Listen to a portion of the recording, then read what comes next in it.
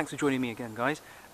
Today, really quick video because I wanted to do a bit of a kit review. I've not done any kind of kit reviews before, but because I've got a couple of different knives, I wanted to do a bit of a review on the good and bad bits and which was my favourite. So, I have got the Bear Grylls Gerber survival knife and my trusty Mora. Okay, first of all, before I carry on, I must credit Broke Boys Bushcraft. I'll put a link to his YouTube channel in the description of this.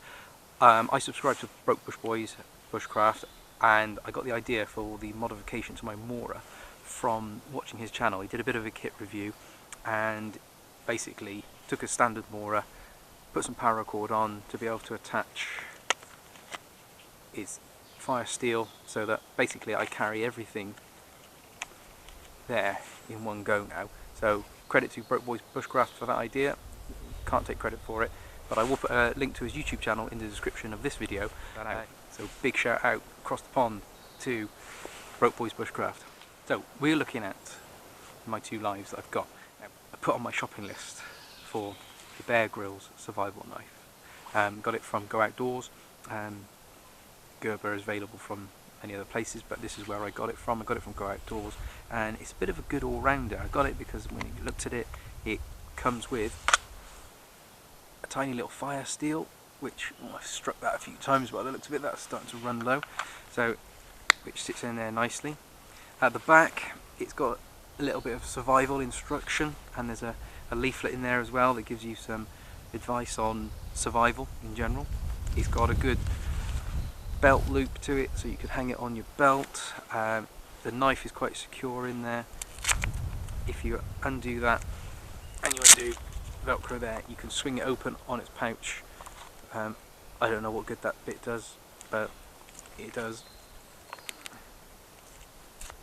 Okay, it's a nice snug fit in the plastic case. There's a definite click as it goes in, and then the knife itself, when you take it out, it's a good length blade. It's a nice, comfy, ergonomic design for the grip. You can hold that all day long. It's nice and comfy. The knife itself it's a beveled blade, so it's a bit of a pig to sharpen. It's got half a beveled blade and half a serrated blade, because it's a bit of a general all-round survival knife. So the ribbed or beveled part of the blade for like cutting rope and stuff like that, with just a small section at the front, because it's only the front half which is that beveled blade. Good thick ridge on it though, so it's okay. It'll take a baton quite well, or baton, however you pronounce it. And it's got a bit of a emergency whistle built in, so it's always handy. So yeah, just a good all-rounder really, a bit of an all-rounder survival knife, because it's got holes all the way through as well. You could in theory lash that to the end of a pole and fashion yourself some kind of primitive / modern day spear if needed, but it's a bit of a good all-rounder. But I'm going to be honest, for bushcraft it's not the best. It's not the best, but it's got a nice flattened bit of the blade there, so that you can strike your built-in fire steel. It also does have, I remember why the case pops forward now. If I pop that back in there, safety first. Once you swing that open, on the back there you've got a very small sharpening stone, just so you can do a little bit of maintenance on your knife when you're out and about. So it's a bit of an all-rounder. It's got everything in there. It's got a fire steel, it's got a whistle, it clips on your belt. The handle of it is quite solid, so you can give that a good whack if you need to, but I don't tend to use it that often. My favourite knife is Mora. Much lighter, like I say, a little bit of a modification that I've done just to enable me to carry a fire steel with it as well. And also the Mora, they tend to come with, when you first get them, quite a rounded back edge on it, so for a bit of safety. So what I've had to do is I've had to, again, bit of a modification, I've had to grind it down to give me a sharp edge, so that it will strike the fire steel, because before I was wondering had I bought a dodgy fire steel, and it wasn't until I really felt it that the rounded part of that edge just was no good. So once it was grind down, now get some nice sparks off of there. It works first time every time. So it comes with, I mean, it's a relatively cheap knife. So this Mora, minus the mod, just the plastic case and the knife itself, cost me $14.99 from Amazon. Nice quick delivery as well. Bear Grylls knife, £65. But I was excited because I wanted a survival knife. My wife bought it for me as a birthday present. She'll kill me if she finds out, but I very rarely use it. Thankfully she doesn't watch my channel, so she'll never know about it. But I've just confessed to you that I don't use a birthday present that costs her £65, so it's fine. And I've had that for a couple of years now. So the Mora itself is a shorter blade, however it's a Scandi grind, lovely to maintain. Scandi grind, really good for bushcraft, for a bit of sort of battoning, maybe making feather sticks, perfect. So, and because the whole blade is that Scandi grind, actually you get a better length of blade than you do with the longer bladed Bear Grylls knife, because I don't have that pointless serrated bit. So I just get the other one out, so I was leaning over to get both knives out. You just see that the Bear Grylls knife is the blade is longer, however if you directly compare the actual cutting section, well, then the Mora does give you more. A blunt knife is a dangerous knife. If it's blunt, you have to push harder, you're more likely to slip, injure yourself. Sharp knife is a safe knife. Look after your tools, maintenance regularly, even if it's just a bit of leather stropping just to finish that edge back off again.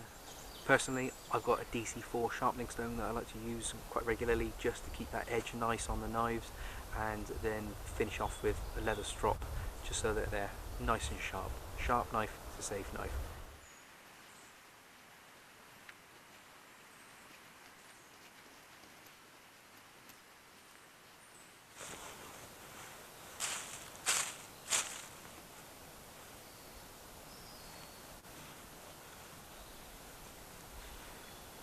Instantly, what I don't like is that, because it's the end that I've got to use, because of that serrated bit at the start, I like to tend to use that first bit when I'm feathering. I've got to go against my natural instinct, because I've got to use the tip.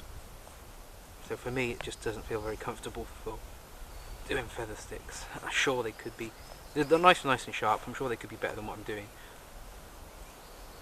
There we go. But whether it's that beveled edge as well, rather than the Scandi grind, this just doesn't seem to be curling as well.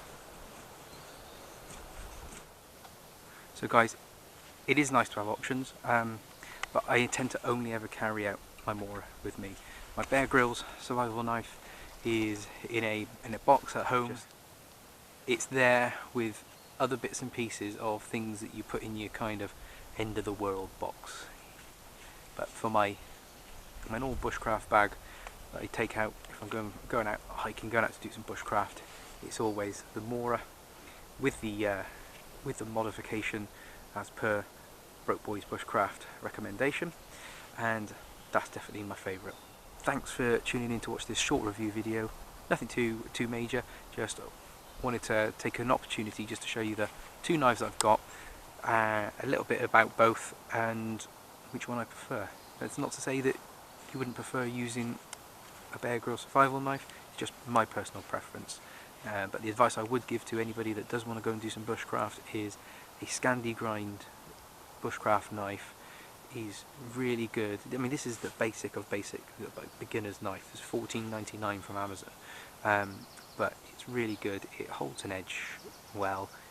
It's easy to maintain because of that Scandi grind. You can put that flat edge right onto your sharpening stone and just slowly grind that away to get rid of the excess steel and keep that edge nice. So I'll hopefully see you soon in another video. Thanks for tuning in. Please click on like and subscribe. Thanks a lot.